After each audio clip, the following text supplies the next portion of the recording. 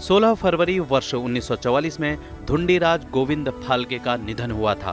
भारतीय सिनेमा की नींव रखने वाले दादा साहेब फाल्के को भारतीय फिल्म उद्योग का पितामह कहा जाता है। इनका जन्म 30 अप्रैल 1870 को महाराष्ट्र के नासिक जिले में हुआ था। इन्होंने भारतीय सिनेमा जगत की पहली मूक फिल्म राजा हरिश्चंद्र का निर्माण किया। इसकी प्रेरणा इन्हें मुंबई में अमेरिका इंडिया थिएटर में दिखाई गई विदेशी मूक चलचित्र लाइफ ऑफ क्राइस्ट से मिली थी।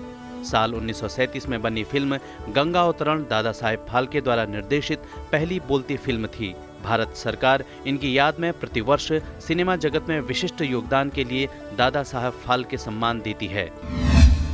16 फरवरी वर्ष 1956 को मेघनाथ साहा का निधन हुआ था। इन्होंने गणित और भौतिकी के क्षेत्र में महत्वपूर्ण योगदान दिया था। मेघनाथ साहा सुप्रसिद्ध खगोल विज्ञानी थे।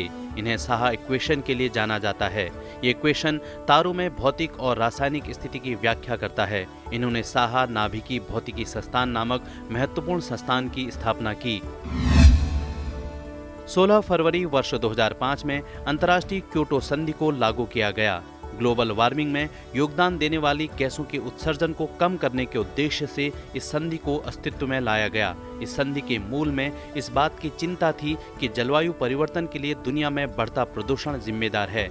इस संधि में यह तय हुआ कि दुनिया के देश अपने यहाँ कार्बन डाइऑक्साइड व अन्य ग्रीन हाउस गैसों में कमी लाएंगे।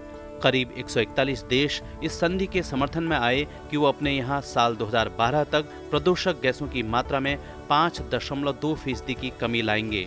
एक अनुमान के मुताबिक यह 141 देश दुनिया में पैदा होने वाले 55% ग्रीन हाउस गैसों के लिए जिम्मेदार थे।